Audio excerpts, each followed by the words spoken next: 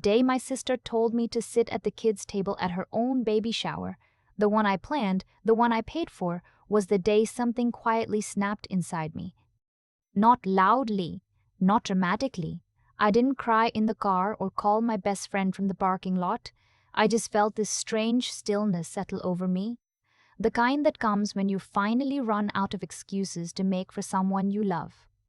Let me back up. My name is Diane. I'm 32 years old.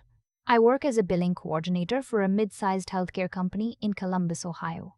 It's not glamorous. It's spreadsheets and insurance claims and phone calls with people who are either confused or furious, sometimes both, but I'm good at it. I've always been good with numbers, good at keeping track of things, good at making sure everything balances. The irony is that for 6 years, the one thing in my life that never balanced was my relationship with my family. My sister Brooke is 4 years older than me. Growing up, she was the one my parents bragged about. Homecoming court, honor roll, the kind of girl who made everything look effortless. I was quieter, more serious, the one who stayed in on weekends doing homework while she went out. We weren't close as kids, but I told myself that was fine. We were just different people. Then she met her husband, Kevin, when she was 26, and within 18 months they were engaged, married, and looking for a place to live in a market they couldn't afford. Kevin worked in sales, mostly commission-based, which meant some months were fine and some months were thin. Brooke had switched careers twice and was doing part-time work at a yoga studio while she figured things out. Together, their income was inconsistent at best. My parents were retired and living on fixed income. They couldn't help. I was 26 at the time, 2 years into my job, living alone in a one-bedroom apartment I could actually afford. I had a small emergency fund, no debt except my car, and a habit of saying yes when people I loved asked for help. That habit cost me more than I want to calculate. It started with 1 month's rent. Brooke called me in a panic. Kevin had a slow month, their landlord wouldn't give extensions, and they were $300 short. I had it. I transferred it without thinking. She cried and thanked me and said she'd pay it back as soon as Kevin's next commission came through. She didn't pay it back. And I didn't bring it up, because I told myself it was fine, it was family. Money between sisters doesn't have to be a transaction. A month later, it was their electric bill. The month after that, groceries. Then it became a rhythm I didn't even notice I'd stepped into. Every month something. A car repair, a vet bill for their dog, a credit card minimum payment they couldn't cover.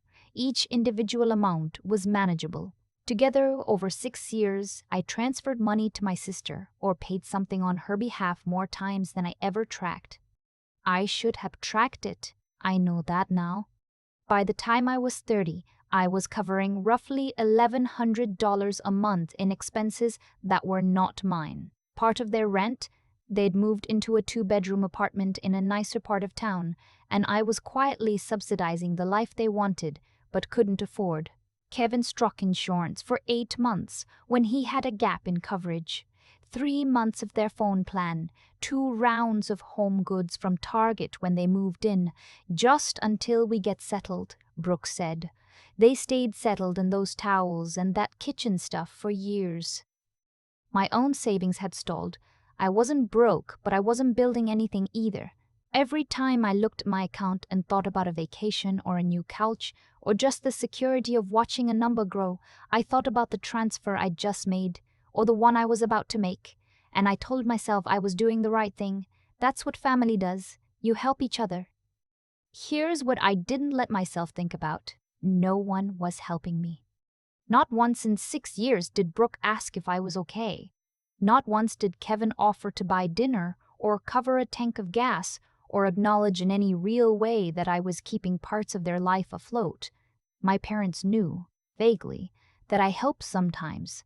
They'd say things like, "You're such a good sister," with a warmth that felt genuine and still somehow made me feel invisible, like my role was expected rather than extraordinary. I don't think any of them were consciously cruel. I think they just never examined it. I was the responsible one, the one who had her life together, the one who could handle it. And because I never said otherwise, they believed it. I kept waiting for the moment they'd notice, the moment Brooke would call and say, "Hey, I've been thinking about everything you've done for us and I want you to know it means everything." I rehearsed how I'd respond, something gracious, something that downplayed it, because that's what I did. I downplayed everything. That moment never came. What came instead was a baby shower invitation. Brooke got pregnant in the spring. I was genuinely happy for her, complicated feelings and all. I wanted good things for my sister, wanted her to have this. When she told me, I hugged her and meant it. When she asked a few weeks later if I'd help plan the shower, I said yes immediately. I want to be honest about my motives, because I've done a lot of thinking about this since. I said yes partly because I loved her and wanted to celebrate with her. But I also said yes because some part of me, the part that had been quietly keeping score even while pretending not to, thought that this was the kind of moment where it would all even out, where she'd see how much I loved her, how much I'd given, and she'd finally really see me. That's the thing about giving to someone who doesn't notice. After a while, the giving isn't just generosity anymore. It becomes a bid, a way of saying, notice me, love me, acknowledge that I exist and that I matter. I didn't understand that about myself until later. I'm getting there. I planned the baby shower for 10 weeks. I booked a private room at a restaurant in Westerville, $42 per person, 16 guests, which I negotiated down from the precies by working with the event coordinator directly. I designed and printed the invitations myself using a template I spent 2 evenings customizing. I ordered a custom cake from a bakery in Clintonville. Not the grocery store sheet cake, an actual tiered cake with pressed sugar flowers that cost $210. I put together centerpieces from stuff I found at a craft store and stayed up until midnight 2 Saturdays in a row hot gluing things. I made a playlist. I organized a group gift from the other guests and followed up with everyone 3 times to collect their contributions. I bought Brooke a separate gift on my own, a Snoo Smart bassinet that had been on her registry, $450. Total, between the venue deposit, the cake, the decorations, my personal gift, and the costs the other guests' contributions didn't fully cover, I spent a little under $2,000. I didn't announce this. I didn't want credit. I just wanted a beautiful day for my sister. The morning of the shower, I got to the restaurant an hour early to set up.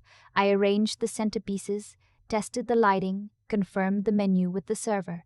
I was wearing a new dress I bought for the occasion, pale green, the kind of thing I'd usually talk myself out of. I wanted to look nice. I wanted to feel like this mattered.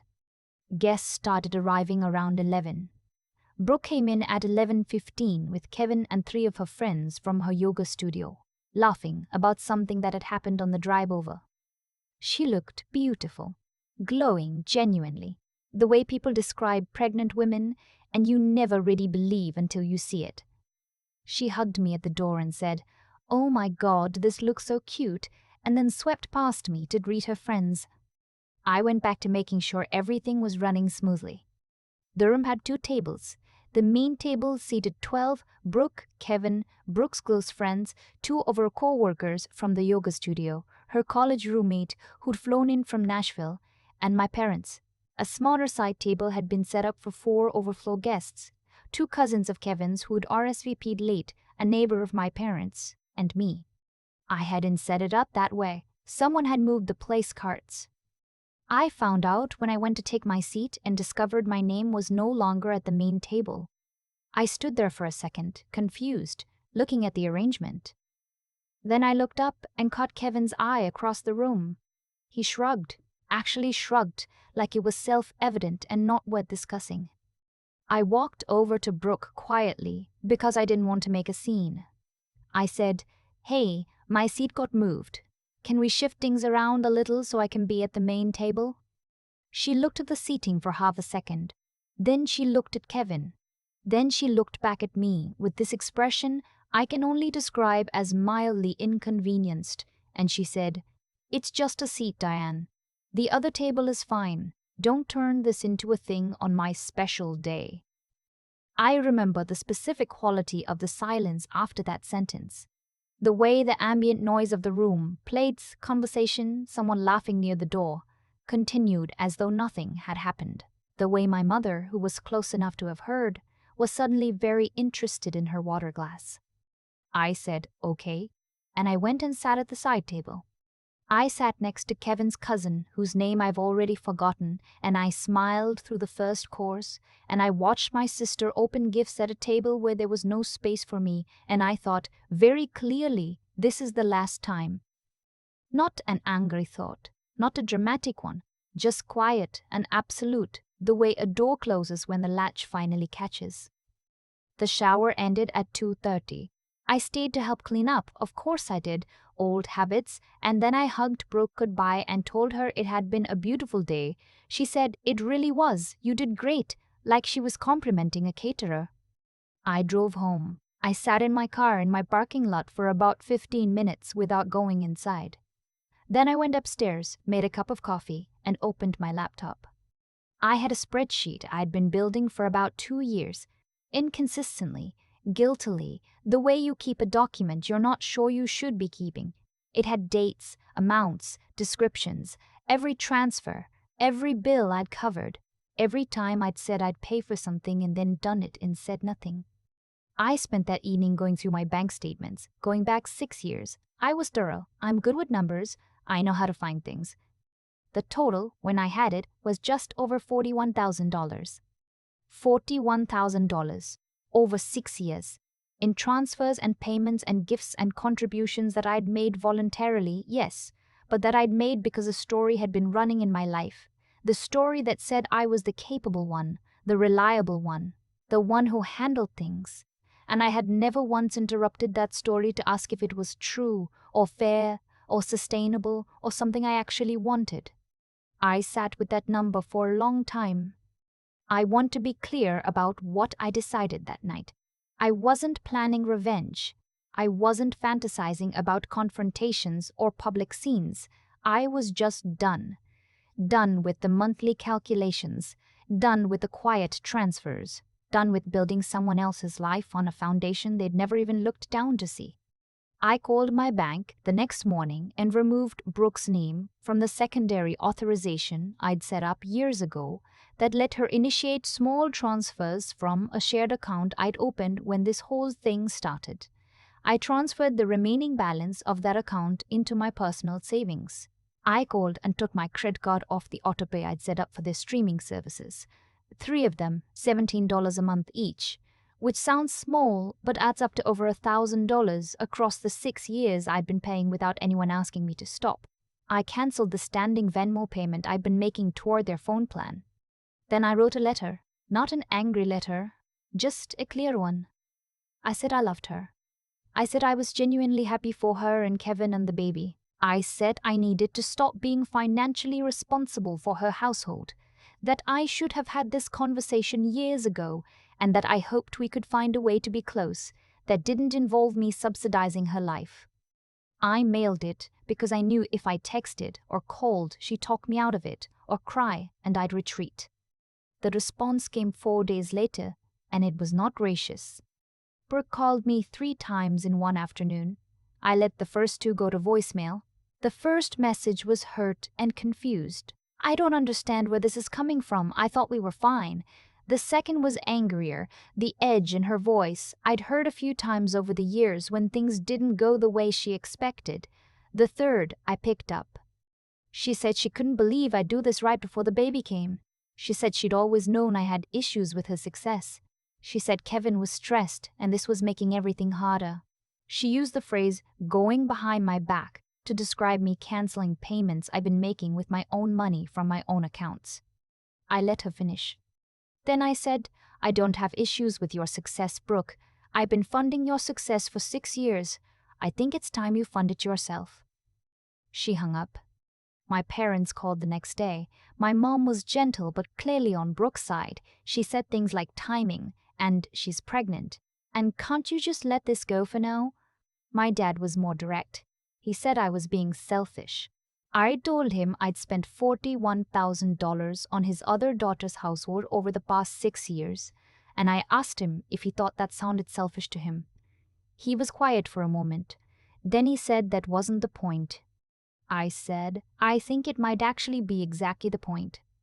That conversation ended without resolution, too. The next few weeks were hard in ways I hadn't fully anticipated.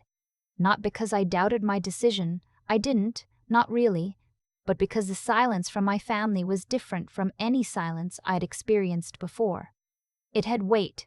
Growing up, I'd always been the one who smoothed things over, who called first, who showed up with food and a good attitude and a willingness to let things go. Now I was the one who wasn't calling, and the absence of that felt strange in my hands, like I'd put down something I'd been carrying so long I'd forgotten what my arms felt like without it. I filled the time differently. I started actually building my savings account. I went back to a budget I'd made 3 years ago and abandoned because there never seemed to be enough left over to make it meaningful. And now, suddenly, there was. I booked a trip to Portland, Oregon. Just me, 4 days, a good hotel, nice dinners that I'd been vaguely planning for 2 years without ever actually doing. I went. I ate great food and walked for miles and didn't talk to anyone I knew for 4 days and came back feeling like myself in a way I hadn't in longer than I could name. My sister's baby was born in October, a girl. I found out through my mom, who texted me a picture. She was beautiful, pink and startled looking and very new, and I cried a little, alone in my apartment, because I loved my sister even through all of it, and I loved that baby already just from a photo. I sent a card, a real one, handwritten, with $100 savings bond registered in the baby's name. I said I was glad she was here. I said I hoped she was healthy and happy. I didn't say anything about what had happened between me and Brooke, because the baby was innocent in all of it, and that wasn't her card to carry. Brooke texted me 2 weeks after the birth. It was brief. Thank you for the card. Nothing else. I wrote back, congratulations again. I mean it. It wasn't repaired. I want to be honest about that, because I think stories like mine sometimes get tied up too neatly at the end, and the truth is messier. My relationship with Brooke is not what it was, though what it was already built on something unsteady. We're in a tentative, careful place. She hasn't apologized. Kevin definitely hasn't apologized. My parents have settled into a kind of neutral discomfort, where they try not to bring up the subject. But here's what I know. I know that $41,000 is a real number, and what it represents: 6 years of quiet erasure, of making myself smaller so someone else could be bigger, of mistaking sacrifice for love and waiting for that sacrifice to be seen. That's real too. And I know that the moment at the shower when Brooke told me it was just a seat, something cracked open in me in a way that I now understand was necessary. I'd been waiting for a sign that I mattered enough to be at the table. What I got instead was the clearest possible sign that I'd been making myself easy to set aside for a very long time. The work I've done since then hasn't been about her. It's been about me, about figuring out why I gave so long to someone who wasn't giving back, about the complicated mix of love and longing and people-pleasing and fear that kept me writing checks I couldn't afford emotionally, even when I could afford them financially. I'm in therapy now. I've been going for about 8 months. My therapist, who is sharp and patient in equal measure, asked me early on what I would have wanted Brooke to say if she could have said anything. I thought about it for a while. Then I said, I think I just wanted her to notice, to know that I was there and that it cost me something and that it mattered. She pointed out gently that I'd spent 6 years trying to earn something from someone who had no idea I was paying. I sat with that for a long time. I don't have a perfect ending to give you. I have an honest one. I have $1,100 a month back in my own life. I have a savings account that's actually growing. I have a trip to Sedona planned for March that I've wanted to take for 4 years. I have a therapist who asks me good questions and a close friend who reminded me when all of this was happening that loving someone doesn't mean funding their life indefinitely. And I have, for the first time in a long time, the strange and unfamiliar and genuinely peaceful feeling of sitting at my own table. No one moved my seat. No one told me to stand. No one looked past me to the person they actually wanted there. I just sat down and there was room, and it was mine. If you've ever been the invisible one, the one who gives everything and still somehow gets treated like you're in the way, I want you to know that the table you're waiting to be invited to might not be the one worth sitting at. Sometimes the better move is to find your own, set it yourself, and only invite the people who would never dream of asking you to stand. There's a moment I keep coming back to, not the baby shower, not the side table, not even the number $41,000 sitting on my screen at 11 o'clock at night. It's the moment when my sister said, "Don't make this about you," and I said, "Okay," and walked away. That okay is the one that stays with me. Because I'd been saying okay for 6 years, and every single time I said it, I told myself it was kindness. I'm only now starting to understand the difference between kindness and disappearing. What happened between me and Brooke wasn't random. Looking back, I can trace every step, every transfer, every swallowed complaint, every time I made myself smaller to keep the peace, and I can see exactly how we got there. Not because she was a villain and I was a victim, but because I kept showing her over and over that there were no consequences, that I would give without limit, that my discomfort was negotiable and her comfort was not. When you teach someone that, they learn it.